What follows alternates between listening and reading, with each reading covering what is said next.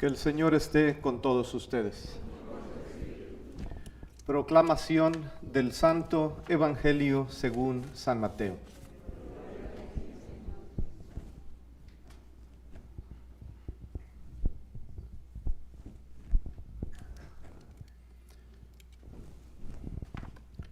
En aquel tiempo, cuando Jesús vio a la muchedumbre, subió al monte y se sentó. Entonces se le acercaron sus discípulos. Enseguida comenzó a enseñarles y les decía: dichosos los pobres de espíritu, porque de ellos es el reino de los cielos. Dichosos los que lloran, porque serán consolados. Dichosos los que sufren, porque ellos heredarán la tierra. Dichosos los que tienen hambre y sed de justicia, porque serán saciados. Dichosos los que son misericordiosos, porque obtendrán misericordia. Dichosos los limpios de corazón, porque ellos verán a Dios. Dichosos los que trabajan por la paz, porque se les llamará hijos de Dios. Dichosos los perseguidos por la causa de la justicia, porque de ellos es el reino de los cielos. Dichosos ustedes cuando los injurien, cuando los persigan y cuando digan cosas falsas de ustedes por mi causa. Alégrense, salten de contento, porque su premio será muy grande allá en los cielos. Palabra del Señor.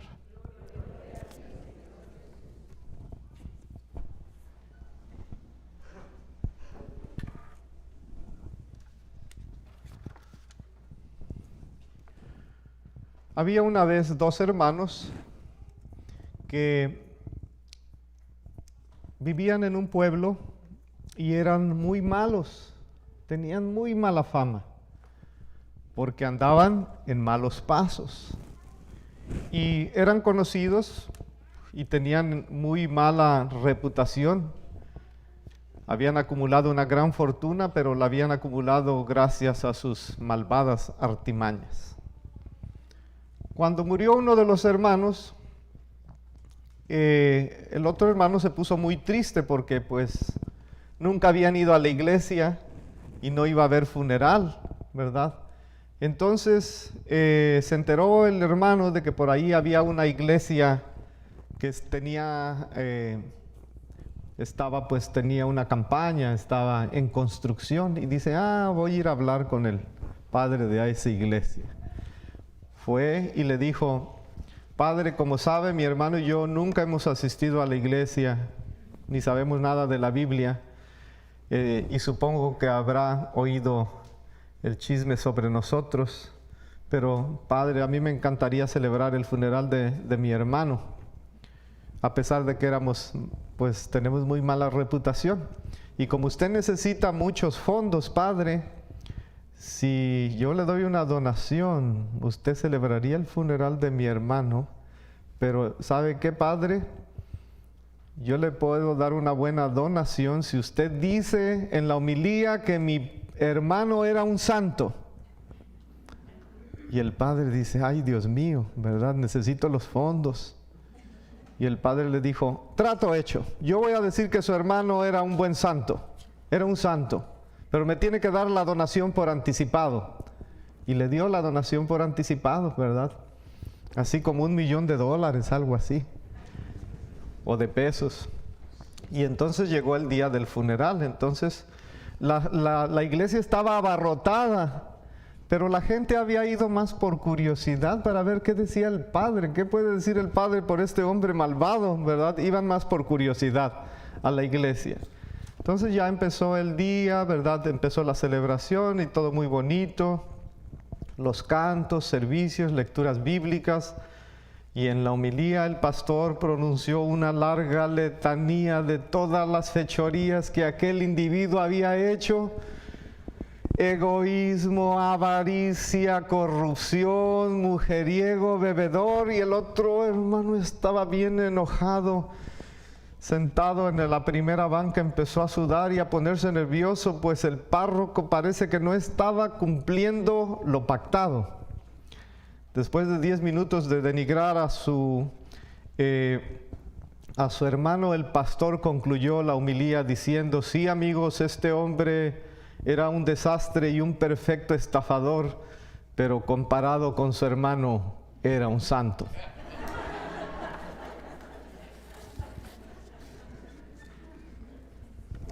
Bueno, qué bueno que los hice sonreír un poquito, ¿verdad? Y fíjense que la santidad también tiene mucho que ver con el humor, ¿verdad? Porque un santo triste es un triste santo, ¿verdad? Entonces, pues bueno, aquí estamos celebrando esta gran celebración tan bonita de todos los santos. Una fiesta instituida por el Papa Gregorio IX, ¿verdad? Por allá en el año 835. Entonces hoy nos preguntamos, ¿qué es la santidad? ¿Qué es la santidad? ¿Cómo define el Papa la santidad? ¿Cómo definimos nosotros la santidad? ¿Qué es la santidad según la Biblia? El Papa dice que la santidad es el rostro más bello de la iglesia. Y en el Levítico capítulo 11, versículo 45, ya desde el Antiguo Testamento, imagínense, ya decía: sed santos, decía Dios, porque yo, su Dios, soy santo. Nuestro concepto de santo, si yo les preguntara a ustedes, yo les aseguro que tendría tintes así como que muy supernaturales, medievales, así como que a veces queremos ver a los santos con un criterio pietista, angelical, milagrero, acaramelado, ¿verdad? Y pensamos que esos son los santos, y entonces los santos se nos hacen inalcanzables, porque siempre relacionamos la santidad, bueno, los santos, que no son los que cruzan puertas sin abrirlas, ¿verdad? Los que tienen el poder de bilocación, que pueden estar en un lado y en el otro al mismo tiempo. ¿Qué acaso los santos no son los que levitan cuando oran, es decir, que se levantan en el aire cuando están orando? ¿Qué acaso los santos no son los que se flagelan, verdad? Y tenemos esa idea de la santidad. Incluso pensamos que los santos tienen que tener aquello que le llamamos los estigmas. ¿Saben cuáles son los estigmas? Pues las llagas de Cristo en las manos o en los pies, ¿no? Que por cierto, por ahí dicen que ha habido 6 santos en la iglesia que tuvieron las estigmas, entre ellos San Francisco de Asís, Santa Catalina de Siena, el Padre Pío, entre otros. ¿Y qué son las estigmas? Son como perforaciones en las manos y en los pies, como si ellos hubieran sido clavados, así como Cristo, o marcas en la frente, pueden ser como si hubieran llevado la corona de espinas. Y hay otros santos, está Santa Gema, Santa Verónica Giuliani, Santa Rita de Casia, que supuestamente también experimentaron eso. Entonces, pues los hace más inalcanzables, entonces, ¿verdad? Este concepto de santidad está muy lejos de nuestro alcance, porque vemos como que los santos son superhombres o hombres de otra galaxia. Y luego, cuando la iglesia también nos habla de las virtudes heroicas, ¿se acuerdan? Para que un santo sea santo, se hace un proceso de canonización en la tradición católica y se examinan virtudes heroicas, o sea, buenas obras que dejan o sea, que van más allá de lo ordinario, porque una cosa es ser buena gente y otra cosa es tener virtudes heroicas, ¿verdad? O sea, los santos tienen que ser absolutamente mucho más que buenas gentes. Ser buena gente no es suficiente. Y luego yo pienso que tenemos los santos anónimos. Y les aseguro que aquí hay muchos santos anónimos. En las lecturas de hoy, vean qué bellas las lecturas. Apocalipsis capítulo 7, versículo del 2 al 14. Apareció en la visión una muchedumbre inmensa, dice Juan, que nadie podría contar, de toda nación, raza, pueblo y lengua. o sea, la comunión de los santos, un grupo de personas allá en el cielo. Y Juan mismo, que es el autor de la primera carta de San Juan, en el capítulo 3, versículo 13, también nos dice que cuando moramos veremos a Dios tal como Dios es. Y el evangelio de hoy, Mateo 5, es uno de los textos más sublimes de la Biblia. Las bienaventuranzas, felices, alégrense, bienaventurados. Macarios es la palabra griega, ¿verdad? El Papa Francisco escribió una exhortación apostólica sobre la santidad y creo que está muy bonita. Los invito a que la lean cuando puedan. Se llama la encíclica Gaudete et Exultate. Alégrense y regocíjense, alegraos y regocijaos, rejoice and be glad. Y el Papa ahí habla sobre la santidad, pero de una manera moderna, porque voy a terminar con una cita del Papa que los va a sorprender a ustedes, que se titula Necesitamos santos sin sotana, ¿verdad? Que está muy, muy bonita. Entonces el Papa dice que Dios no quiere que los cristianos tengan, y estas son las palabras del Papa, una existencia mediocre, una existencia licuada y una existencia aguada. Ay, ¿verdad? Son palabras del Papa, ¿eh? A lo mejor en Argentina dicen así, ¿verdad? Oye, tú eres muy aguado, tú eres muy licuado. Sí entendemos la palabra mediocre, ¿verdad? Mediocre es, defínete, no seas mediocre. Camina en mi presencia y sé perfecto, le dijo Dios a Abraham. Y lo mismo nos dice a nosotros en Génesis capítulo 17, versículo 1. Luego tenemos en Efesios 1:4, dice que Dios nos eligió para que fuésemos santos e irreprochables ante Él por el amor. O sea, podemos convenir que la santidad es un llamado de todos, ¿verdad? Ustedes dicen, pues a lo mejor ustedes pensarán, no, nada más los padres, los diáconos, los obispos, los cardenales, el Papa están llamados a ser santos. No, todos estamos llamados a ser buenos administradores de la gracia de Dios, todos. Yo les aseguro que hay más santos anónimos en las casas de ustedes que en la iglesia. Les voy a decir por qué. Porque nosotros estamos en la iglesia y ya tenemos que portarnos bien. Tenemos que portarnos bien, ¿verdad? Pero ¿cuántas veces he visto en las casas, en las familias, el papá trabajador, trabajando de sol a sol, que viene y trae la comida, llega cansado, pone comida en la mesa y nunca les falta a los hijos, la mamá abnegada, cuando el esposo se enferma, la mamá ahí está al pie del cañón, jamás tira la toalla. Si la mamá tiene gripa, si la mamá se siente mal, no le dice a nadie, ahí está cocinando y haciendo 1000 cosas a la misma vez. Fíjense, para mí muchas mujeres son santas, nada en contra de los hombres, ¿ok? Pero para mí muchas mamás son santas.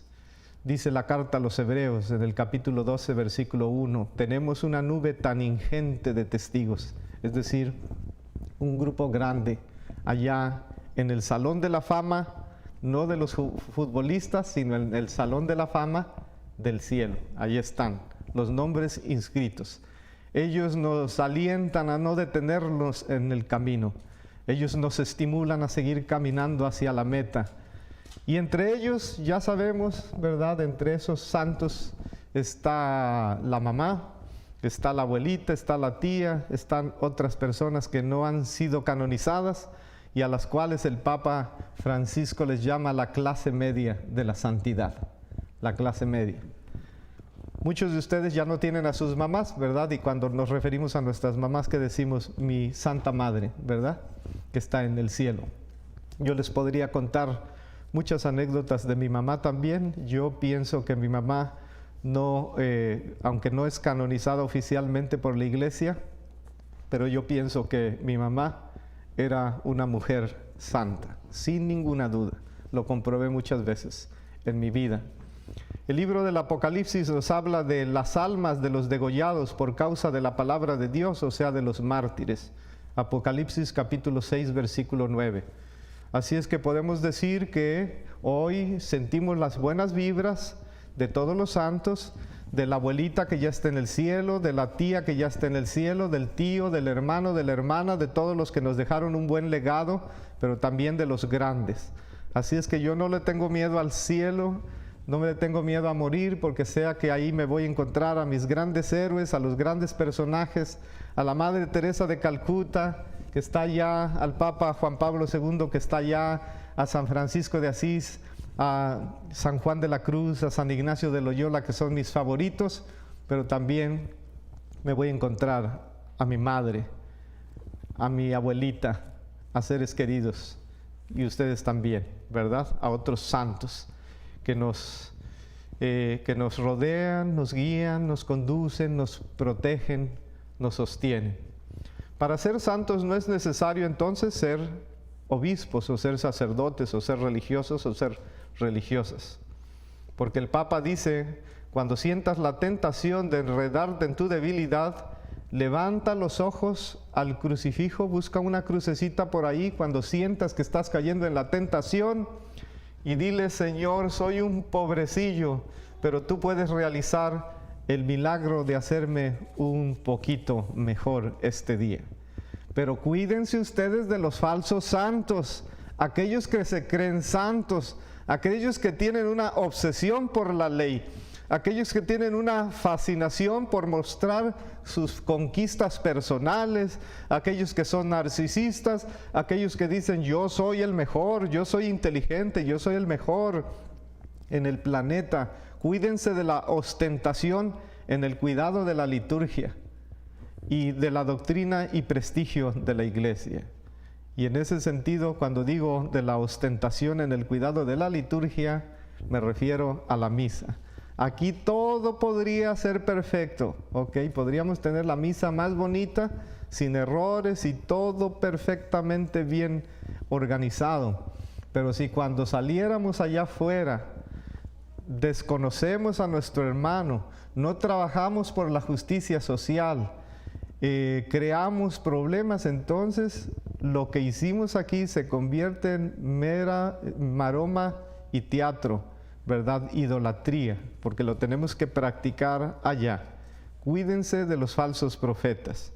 Preocúpense por comunicar la hermosura y la alegría del Evangelio, como dice el Papa. Y les estoy citando palabras textuales del Papa que están en la exhortación apostólica que les dije: Gaudete et exultate. Es sano recordar frecuentemente entonces que existe una jerarquía de valores en la vida, existe una jerarquía de virtudes, y que el primado lo tienen las virtudes teologales. Levante la mano quien se acuerda cuáles son las virtudes teologales. Ok, muy bien, que son, empieza con fe, esperanza y caridad. ¿Quién de aquí se llama Caridad? ¿Alguien se llama Caridad? ¿Tenemos caridades? ¿Alguien se llama Esperanza? ¿Alguien se llama Fe? ¿Dónde los bautizaron a ustedes? ¿En qué iglesia? Que no les pusieron nombres cristianos. No, estoy bromeando, pero fíjense qué nombres tan bonitos, ¿no? Imagínate ponerle a tu hija Caridad. Entonces, esas son las virtudes que tienen el primado, son las más importantes. Y en el centro de las tres, que son las más importantes de las virtudes, ¿cuál creen ustedes que de fe, esperanza y caridad sea la principal? La caridad. Es que sin la caridad entonces ya perdemos todo. Entonces, ¿cómo podemos decir que alguien es santo si falta la caridad? ¿Cómo podrían ustedes decir que yo soy una buena persona si los humillo, los aplasto, los trato mal? ¿Cómo podríamos decir que un obispo es un buen obispo si el obispo los trata mal?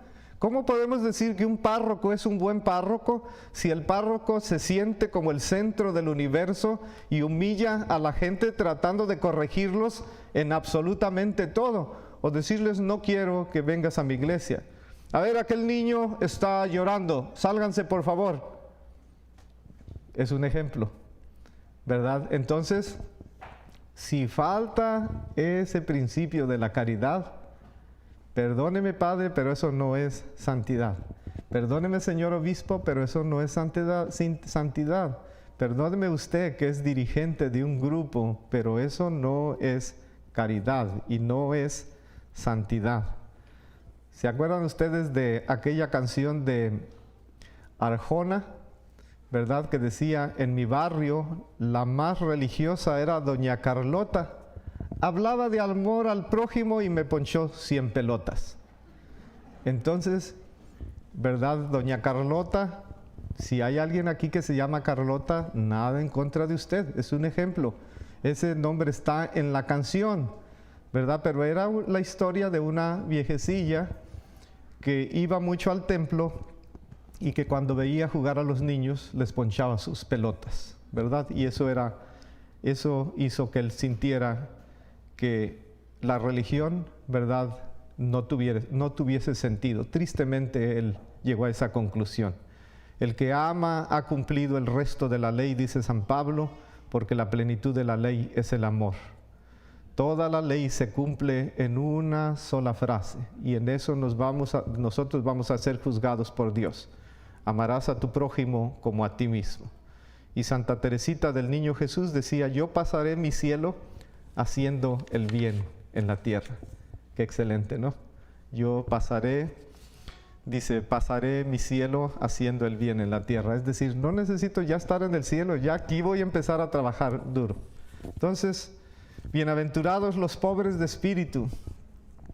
Y también podríamos decir felices los pobrecitos de todo el planeta, de África, de Latinoamérica, de Haití, de Honduras, de todos los países que son los más pobrecitos del planeta. Alégrense, bienaventurados, alégrense, porque Dios no los va a abandonar. Alégrense los que lloran, los que perdieron seres queridos, los que lloran porque se sienten tristes. Dios algún día va a ser tu consuelo. Alégrense los que sufren diferentes cosas, persecuciones. Alégrense, porque Dios está con ustedes. Alégrate si tienes hambre y sed de justicia. Si eres una persona a quien la sociedad ha recibido muchas injusticias en la vida, porque tuyo es el reino de los cielos. Si tú has perdonado alguna ocasión a alguien que te ofendió, eres de los misericordiosos. Alégrate, porque cuando estés en el cielo, Cristo lo va a tener muy presente y te va a decir, ¿tú perdonaste? Ven, mijito, a mis brazos, yo te perdono también. Alégrate si eres limpio de corazón. Hay tantas personas que son tan limpias, inocentes, ¿verdad? Como un niño, sinceras. Alégrate porque tú verás a Dios. Alégrate si trabajas por la paz y la justicia en tu barrio, en tu comunidad. Alégrate. Y alégrense los perseguidos por causa de la justicia. Termino con esta frase del Papa. Dice, necesitamos santos. Necesitamos santos, pero santos sin velo, santos sin sotana, santos que puedan usar jeans y zapatillas. Necesitamos santos que vayan al cine, que escuchen música, que pasen con sus amigos. Necesitamos santos que coloquen a Dios en primer lugar y que sobresalgan en la universidad, que estudien master's degrees, que estudien doctorados, licenciaturas. También de esos santos necesitamos. Necesitamos santos que busquen tiempo para rezar cada día, que sepan enamorarse en la pureza de la castidad, que consagren su castidad a Dios. Necesitamos santos modernos, santos del siglo XXI, con una espiritualidad insertada en nuestro tiempo, que sean científicos, que sean inteligentes, que sean escritores, que sean santos que conozcan la tecnología. Santos comprometidos con los pobres, santos que trabajen por la justicia social, santos que vivan en este mundo y que los santifiquen sin dejarse influenciar por el mundo y sin tenerle miedo a este mundo. Necesitamos santos que tomen Coca-Cola, santos que coman hot dogs, que sean internautas y que escuchen iPod, ¿por qué no? Palabras del Papa, ¿ok? Necesitamos santos que amen la Eucaristía y que no tengan vergüenza de tomar una cerveza o comer pizza, dice el Papa, el fin de semana con los amigos. Necesitamos santos que les guste ir al cine, que les guste el teatro, que les guste bailar, que les guste la danza, el deporte. Ese tipo de santos, santos sociables, abiertos, normales, amigos, inteligentes, alegres, compañeros y buenos esposos. Que Dios Todopoderoso nos ayude a alcanzar este ideal maravilloso de la santidad y que los santos que estén allí en el cielo, que rueguen mucho por nosotros. Amén.